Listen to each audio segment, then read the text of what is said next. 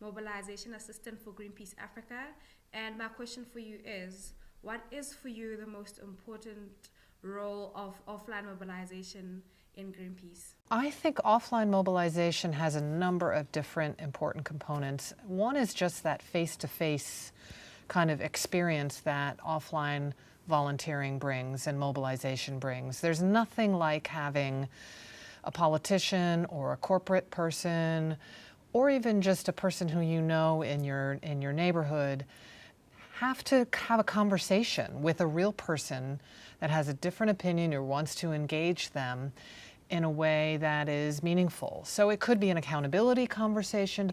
It could be a conversation about getting others to engage and join in. But that type of face-to-face kind of time for me, I think, is really important. And it shows that people are going to show up. So along with that, a second clearly is just mobilization out in the streets, whether that be mass NVDA or other ways of just showing what we want and what we think about. So those are just two examples. I just think this deep change that we need is really only going to be possible if we combine the online type of activism with this offline, with this people-to-people, face-to-face, come and really talk to me, figure out what I want, what I need, and how we move forward. My name's Alex. I work for Greenpeace New Zealand and Supporter Relations. And my question is, why is it important to encourage NROs and baskets to genuinely put people at the heart of their campaigns? Okay, so why do people have to be at the heart of our campaigns? It's only through and with people that we're actually going to make the change that we want to see in the world. And that's why people have to be at the very heart and at the very beginning of us building and creating our campaigns.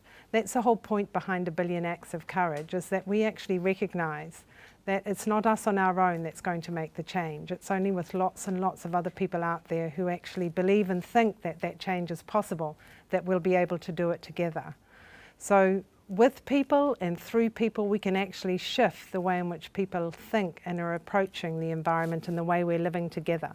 So that's why people have to be at the very heart of what we do.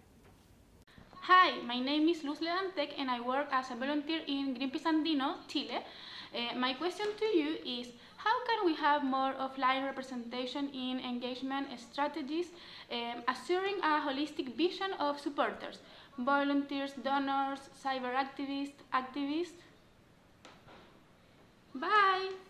Thank you!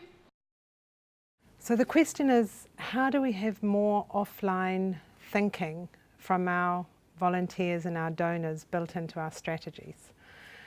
And I think the answer is really obvious, is that volunteers and donors have to be built into creating our strategies right at the very beginning. So we have to think about how we approach our campaigning and how we approach our planning in a very different way and be much more inclusive about who we're asking about what's going to work and how it's going to work out in the real world. So the simple answer is, you guys need to be involved. You need to be involved right from the very beginning in how we're planning our projects and our campaigns, and that's perfectly doable.